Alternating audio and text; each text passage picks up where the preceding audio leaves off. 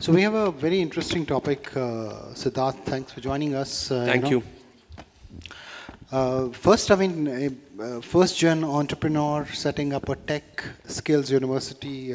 Give me a sense of the journey, just to begin with. Sure. So actually, it's, I know there's been a lot of reference to COVID during today, because I think one of the most disruptors for the education ecosystem, mother is the necessity of all need, was COVID. And in fact, our university was set up in the throes of COVID just last year.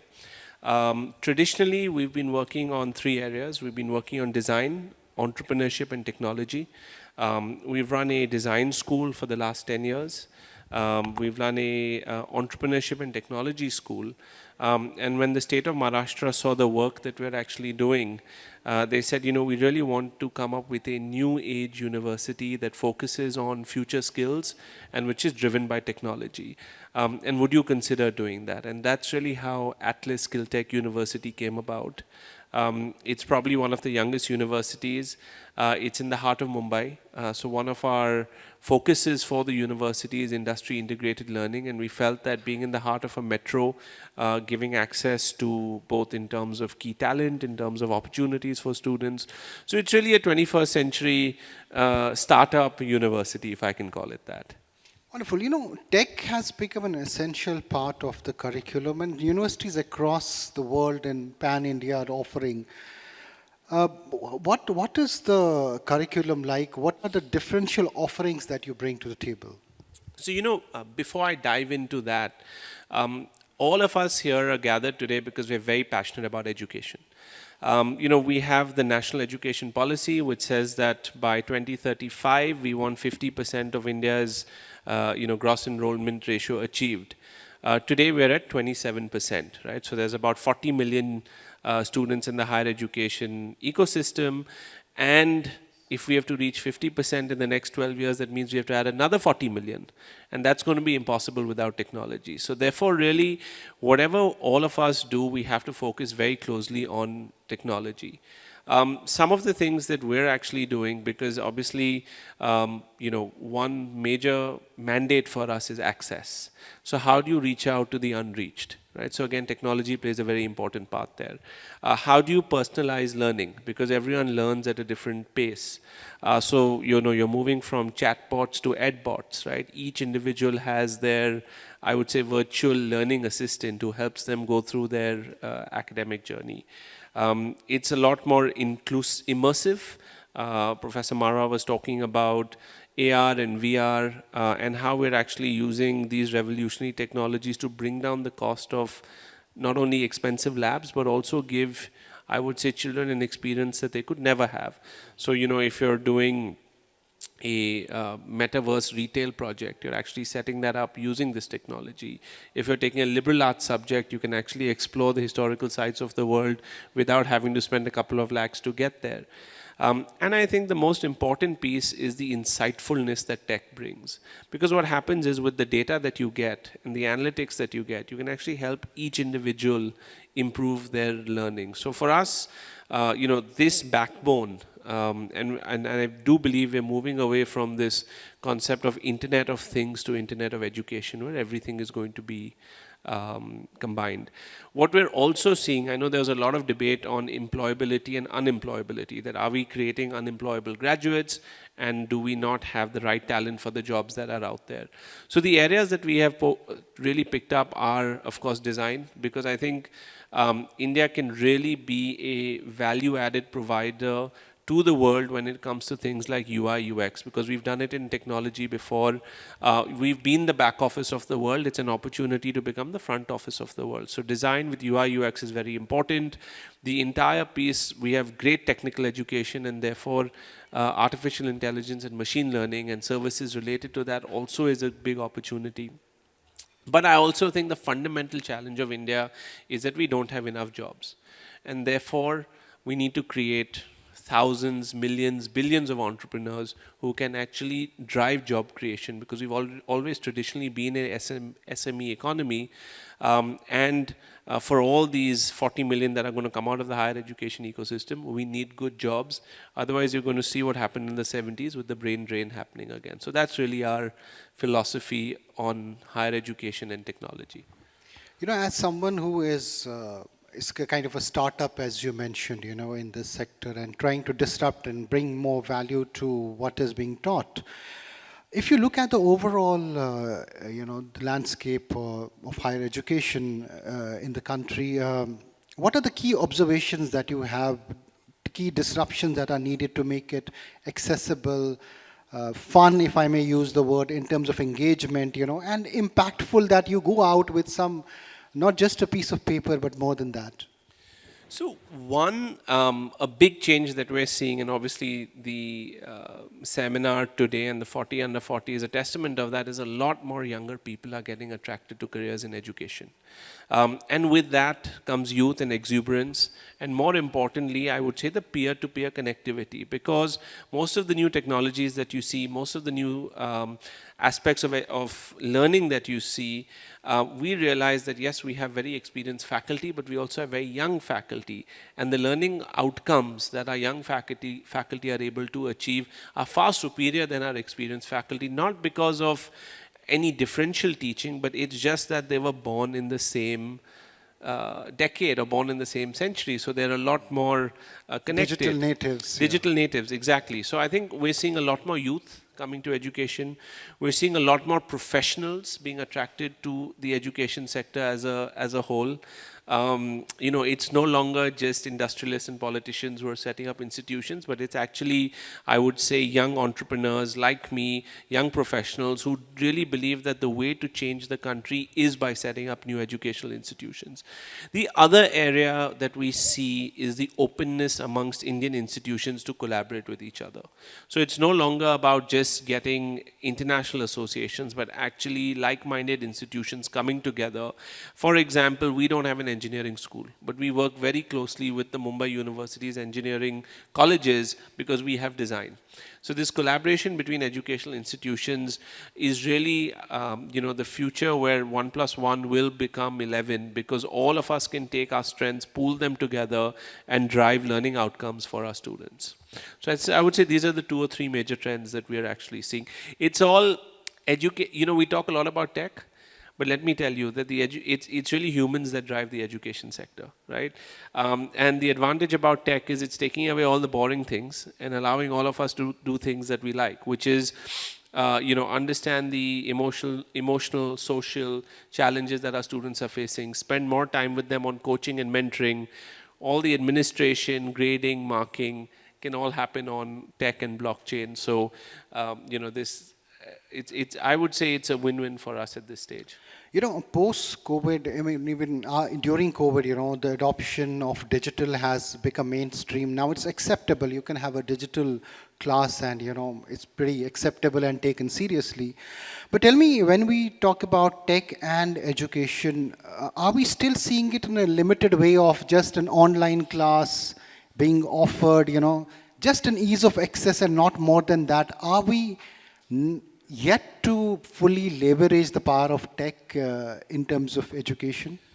So, you know, technology is constantly evolving. And therefore, for any of us to say that, yes, we're fully techified and we're using it to its full potential would be a complete misnomer. I think we're probably not even at 0.001% of what technology can do. Today, technology for many of us is still a Zoom classroom, right? That is really... That was, I mean, we just see, when we say tech in education, it's just a Zoom class, you know. But you can see that now it's moved on to assessments, it's moved on to, you know, evaluation, it's moved on to curriculum, it's moved on to so many other aspects. Every single higher education institution, even schools, are building their own tech platforms, are building their own tech services. And therefore, I think this push that we've got in the last 2 years, not to rely on brick and mortar, and that the future will 100% be hybrid, means that all of us have to be tech enabled. You know, if you look at the life cycle, right from where do I look for information for courses, right? The number of I would say, portals that have opened up that allow you to do a very honest comparative assessment of which courses students should do is phenomenal, because that's really democratized, I would say, choice. Second is that it's also put all the providers of education on their feet, because we've reached a stage where students will choose you depending on your quality, and therefore quality kind of gets auto-regulated in that sense. So I would say right from choosing your college to completing your admission process, to your class lectures, to your assessment, to your alumni management, to your placement management, all of that entire life cycle is now driven purely by tech. And therefore, more and more R&D that we do with the data that we have, because education is a sector where huge amounts of data comes out. What do we leverage that data for? How can we actually get deep insights from it? How can we improve our delivery mechanisms? Will really be, I would say, the next decade is going to be full of that. The other aspect that I wanted to add is, one is that people talk a lot about tech in terms of access. There are two types of access. One is, I would say, geographical access. And second is time access, right? So a lot of people now you will see are looking at lifelong learning, right? So what we learned 10 years or 15 years ago as part of our higher education is probably outdated and obsolete by now. And therefore we have to keep reskilling and upskilling ourselves. We can't leave our daytime jobs, and therefore we have to study maybe in the evenings, maybe in the night, and tech platforms, like Upgrad and all the ed tech companies really give us an opportunity to do that. One of the recurring conversations today was the quality of, faculty, the quality. And a lot of people said that it's the last option, they don't find the right option and then they land up here. Is it changing, as you said, that a lot of people their approach is to go there first and they are disrupting it, they are setting up, institutions of excellence. But largely, is it driven by that, the same approach that you find nothing and you come here? How do we stop it so that, we stop suffering and we start actually producing students of worth? So, faculty is always a challenge for any institution, right? But I would say over the last decade or so, especially with the setting up of many high-quality private institutions, becoming an academician has become very aspirational, one. Second is, I also believe, and you would see that the regulator is also changing a number of its regulations to actually bring in a lot more talent into the education sector. Just last month, they've announced Professor of Practice, which allows people from industry to seamlessly switch into higher education. They're coming up with a special scheme for artists as well as scientists to come into education so that they can really drive, I would say, the next frontier. So we see a lot of systemic changes, which are making it easy for this movement of people from one part to the second part. I also believe that given the ability or the funding mechanisms which are increasing, and the ability to pay for good quality education also means that institutions can afford better faculty. But I think it's not only about affordability and last choice, but it's also about creating an ecosystem of excellence, because many of these people are driven by an ecosystem of excellence, are driven by academic autonomy. How do you find the right balance between institutional goals and academic autonomy, as well as opportunities to really build new knowledge within our country, which will really drive, I would say, a lot more people coming back into our ecosystems. It's a profession of first choice for me. It's a profession of first choice to many of us who are here. So I think that gap will reduce. It started, obviously, with, another 50 million to educate in the next 12 years. It needs to speed up a lot more. But again, that's where, till that happens, technology, disruptive technologies will play a role in, I would say, increasing the gross enrollment ratio of the country. So coming to technology, a lot of people have seen, when they do virtual classes, for example, away from the brick and mortar system, engagement is an issue. Do you think, how can that be addressed if you're using tech to maybe, take the students, look at the world tour and all of that, but how do you build that engagement with tech? So that is a very interesting point, because I do know that when we first started our Zoom classes, the first thing that we had to work on very aggressively is to make sure that everyone's cameras were on, right? Because otherwise they switched off and they've gone to sleep and you don't know what's happening. I've seen a student putting his picture and he was sleeping there. I mean, we've seen all these. Yeah, but the level of so that was at the start, right? But there are a couple of things that one can do to really improve, I would say, student experience as a whole. And this comes down to pedagogy, which is how do you deliver your curriculum. As a nation, we love assessment, we love quizzing, we love competitiveness, and therefore a lot of work that we did was to really change the curriculum to ensure that after every couple of minutes, there were bite-sized question and answer sessions, there was bite-sized interaction, because what you'll realize, the other thing that we did is that it's the era of nano learning, right? People's attention spans are going lower. They're very interested in certain contemporary topics, so you need to first find what they're interested in learning, and second, you need to actually find a short burst method of delivering it to them. So we actually changed our classes from 90 minutes and 120 minutes to actually 30 minutes, right? So we reduced classroom time. We actually mixed a lot of the subjects that we were doing so that it wasn't that they were just doing economics for 2 hours and then statistics for another hour, and then, but we actually changed it that we introduced new subjects that they wouldn't get a chance to study. So it's I would say in terms of holding someone's attention, there are many tricks of the trade that we need to bring in. Also, it fundamentally goes down to the interest level of the student, right? If I can bring in a guitar and play one of their favorite songs before class starts, you'll have everyone with you, right? So I think it's about flexibility on both sides. We also realize that the quality of delivery, what happens is that the quality of delivery in our case went up. And I'll tell you why. Because every morning the teacher would wake up and say, hey, this is a new platform. I don't understand this platform. I need to prepare more. I need to deliver more. It's not my regular surrounding. How do I give my best? And it's actually, you had all these teachers who put in so much more because they had an unknown platform that really the quality of education improved far significantly for us. So what are some of the big disruptions taking place as far as tech and education in India are concerned, which are being offered and, at the university level? What all is there, So again, there are, I would say, 4 or 5 very crucial changes that are happening currently, right? So one, if I talk on the administrative side, I know in the assessment there was a lot on cheating and a lot on, the assessment, validation of assessment.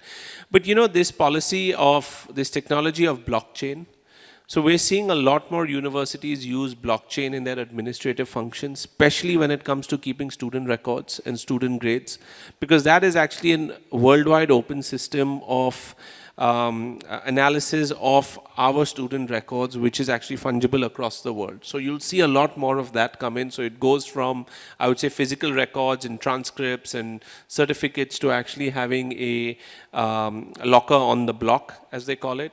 Second is, the whole immersive learning through the metaverse, because a lot of these experiences can be recreated, shop floors can be recreated, retail stores can be recreated, labs can be recreated, so really the learning that they have there will be a lot more relevant. Third, I would say, is really about artificial intelligence, because today we can predict basis the grades of a student, basis the behavior of a student, what their eventual learning outcome will be, what their eventual level of attainment will be, and how can we actually give them input before they fail to be successful. So a bit like Minority Report, right? So if you remember that movie, you knew the murder was happening before it happened. And therefore, I think by far that will be the most powerful move that we have. And I would say the last one is around coaching and mentoring. So using technology platforms to deliver personalized coaching and mentoring. Because at the end of the day, all our classrooms are the same. The topics being taught, the curriculum being taught, the content being taught, it doesn't change very much. But what's important is, I would say, the situational learning from experienced people. And therefore, the ability to coach and mentor on your cell phone hundreds and hundreds of students is what will really make a big difference. So that's what we're actually seeing across the board. Before I open this forum for some questions, I want to ask you that what has been your learning, after setting up this university so far? What are the biggest takeaways for you? So, the biggest takeaway I would say by far is, how do you get committed people to believe in a vision, right? Because, in India we have such great talent, right? But it's all about aligning people, getting them to understand what the vision is and getting them to commit to a vision and alignment of vision along with what they believe, right? So that's one. Second, I would also say is that, our biggest strengths in educational institutions, which we often don't leverage, are our students, right? It's not only about the 200 faculty you have, but it's also about the 5,000 students you have.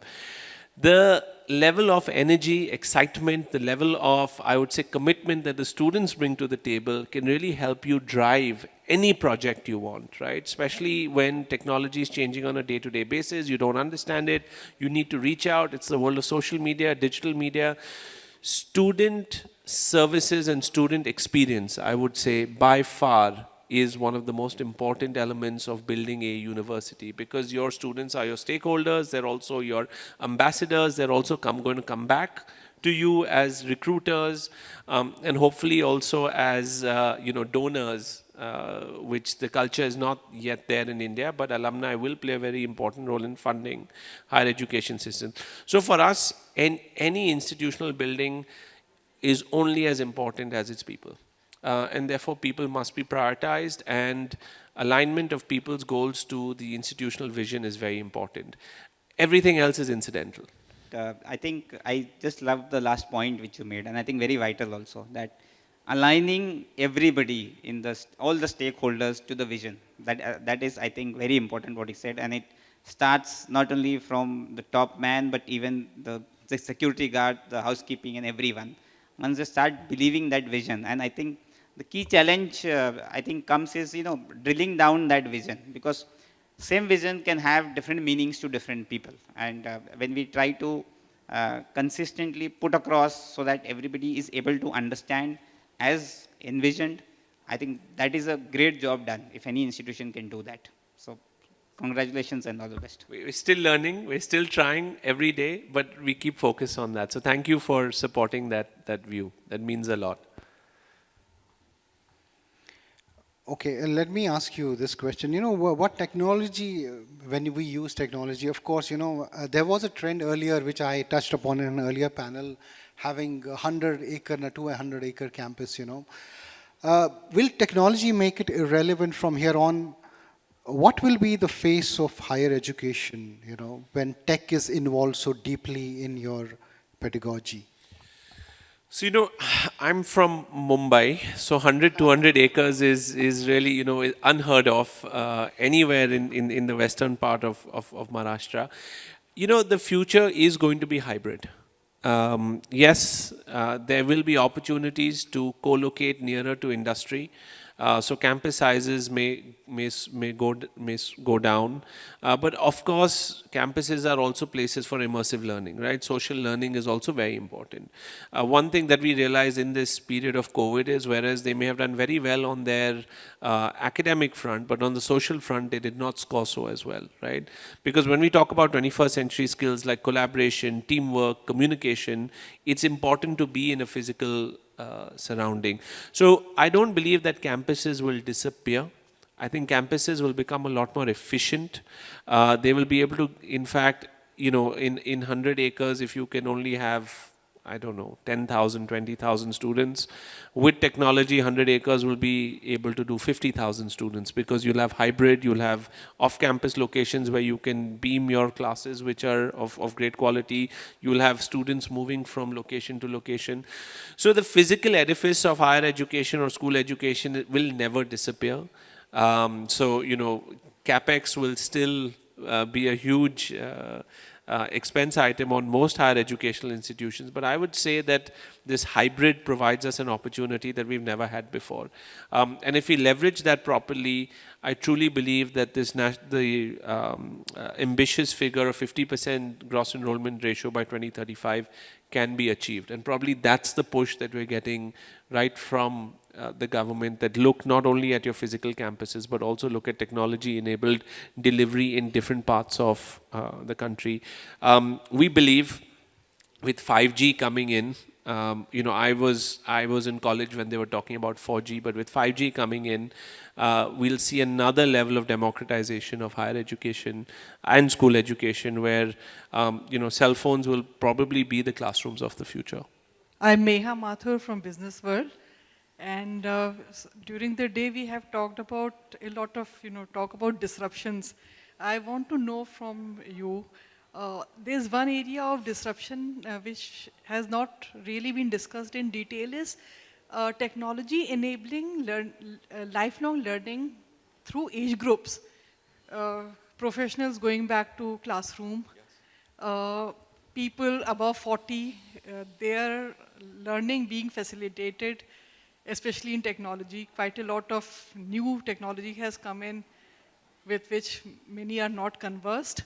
And also some passions which can be taken up again. So to what extent is that being enabled thanks to the changes that have come up in technology? So, ma'am, I think that's a very good question, especially the part about re-enabling passions. Because sometimes what happens is when we get into our day-to-day, we forget about our passions and don't really get an opportunity to, take those up. But to start with your first question about lifelong learning, we in India, if you see, over the last, I would say 2 or 3 years, have actually started building a culture where we do go back to the classroom. Whether it is for full-time executive education, so some of the leading business schools like ISB, even our university, Atlas, have evening courses for working professionals where they can actually upskill themselves. If you look at some of the, edtech companies like Upgrad, or Emeritus, they're actually delivering online programs in data science, in management, in strategic leadership, where people can actually take these courses without leaving their jobs or leaving the comfort of their home. So that itself, if you look at, is almost a $20 billion market, and almost 30% of that market is in India. So there's definitely a move towards that, and we're only going to see more of that. So ma'am, it's very much happening. And I would say that, it's a great opportunity for all of us to return to the classroom. Also when it comes to passion, I know that there are a lot of these courses for children, like White Hat Junior, for example, has music, has acting, and maybe they'll start extending that to our age groups as well, so that we can also pick up some of these courses to revitalize ourselves as we go forward. My final question is about, what this conversation is about is India and technology. What about the Bharat part of it, Will they get to see this? I mean, how soon? What is happening on that front? Bharat, according to me, what I see, Bharat is already very much part of this, right? Yes, there are pockets which don't have access. Yes, we read that our president, her village only received electricity, last month.